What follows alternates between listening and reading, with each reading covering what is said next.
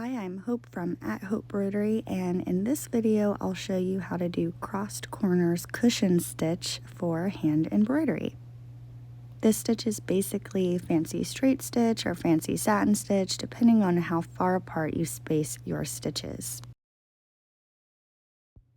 Start by filling in your shape with diagonal stitches. You can place your stitches super close, creating a satin stitch effect like what I've done in the two pink sections if you like. You can also leave your stitches pretty spaced out like what I'm doing here and what I did in the green section.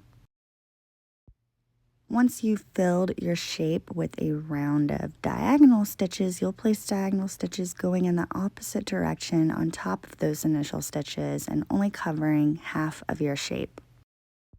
What's great about this stitch is that it can be used as either an opened or a closed fill technique, allowing you to either keep some of your fabric showing through your stitches or completely covering your fabric with floss, whatever your preference may be. I love the unique texture this stitch provides. It could be a great alternative to satin stitch and is clearly pretty easily modifiable.